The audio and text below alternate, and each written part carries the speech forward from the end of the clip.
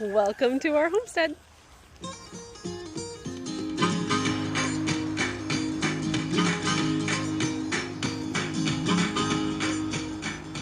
So the first thing we're doing this morning is treating a chicken with bumblefoot. So bumblefoot is like an infection in the foot, and it's usually started by something that pokes into the foot and gets some bacteria in there. Sometimes it can be a bacteria that can transfer to humans, so we want to wear gloves when we're treating this. So this is the unaffected foot, and then this is the infected foot, so you can see the difference there. There are a couple different ways you can hold chickens, and it's totally safe for them. So one of them is by the wings, so to kind of pinch the wings back, kind of hold them out. That kind of secures the wings so they're not going to flap at you, and it also just keeps the birds safe. You're going to hold them by their legs too, and kind of flip them upside down. For some reason, birds like to be upside down, and it calms them down quite a bit. So this is a good alternative as well. And then you can do like the football hold where you hold the legs. I like to put one finger in between the legs. So that the legs aren't rubbing up against each other. But then you kind of tuck the head underneath your elbow there, and that gives them a nice dark space, and it also calms them down. But overall, you just want to control the feet and control the wings so that they feel nice and secure. So I'm getting an Epsom salt bath ready for this chicken. I just got a 5-gallon bucket here. I'm going to fill it to about a gallon of water, and then I'll put about a half a cup of Epsom salt in the water. Got my helpers here. You holding a chicken? Yeah. Gentle, darling, gentle. Okay. In the chicken goes. So there's just enough water to cover her feet. She's not going to love it, but she's going to sit in here for maybe like half an hour or so. We're going to keep her inside where it's nice and cool. I just put a towel over the bucket to keep her from flying out, and also to make it dark because that calms them down. We are back outside. Find any eggs? Eggs! Yeah? Look at my orange piece. Wonderful! I found eggs!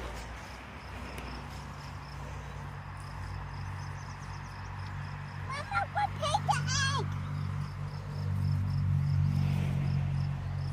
Mama? Thank you. Sissy can't have them. Okay. Sissy cracks them.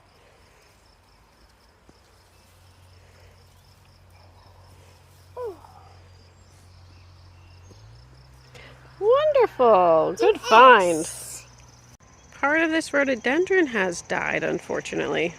And I heard some people online speculating it's because we had a very light winter. Not a ton of snow, not a lot of precipitation. I guess it just didn't have enough water, and part of it died. This rhododendron and its friends are doing great, though. I'm over here looking at my garlic, and it looks like it's going to be a good garlic year. So the thickness of the stalk is going to be relative to how big the bulb is, and I got some pretty thick stalks over here, which is great. The scapes should be forming soon, which is exciting, and I really have to come in here and weed. But overall, my garlic is looking fantastic. One of our tasks to do today is to plant tomatoes. My wonderful father-in-law started these for me, and I don't know how many we have, 20 or so, but they are looking great. A little leggy because I haven't been able to plant them yet, but we are going to plant those. Oh, that one looks beautiful. So these are the tomatoes that we have, and I've organized them by number. We leave Nana alone for 5 minutes, and she's already knee-deep in bittersweet. So I set aside some tomatoes to plant in pots to bring to the new property next to our garden chicken. Hi, garden chicken.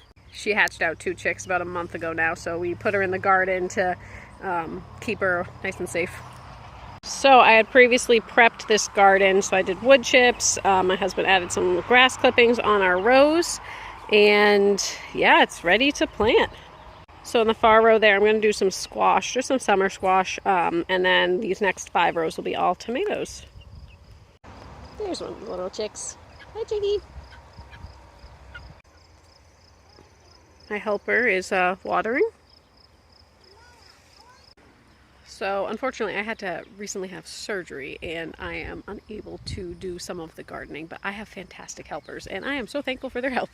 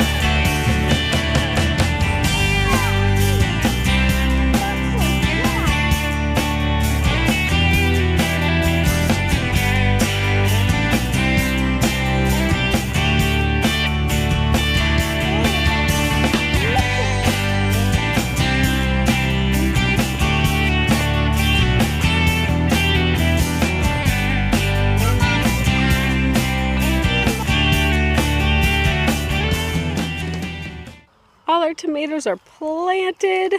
Look how beautiful that looks. Let's go check on that chicken. So I looked at the chicken and I was able to take off some of the like the scab that was on the chicken's foot. No pus or anything drained out, so that's good. So she enjoyed her nice Epsom salt bath. I sprayed a little bit of like this wound spray that I have for the chicken, so we'll just keep monitoring her. She'll be separated from the other birds, and we'll maybe do a couple more Epsom salt bath treatments to get her better. Look at that chicken laid an egg in the bucket while she was soaking in her bath. Silly chicken. I'm gonna check out my little seed starts.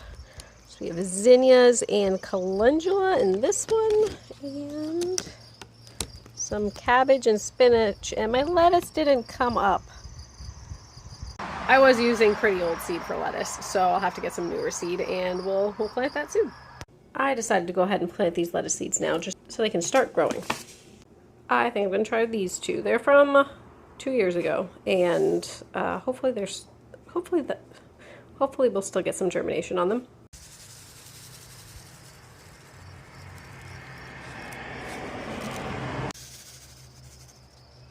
Just because I don't trust the germination on these couple-year-old seeds, I'm planting a lot of seeds.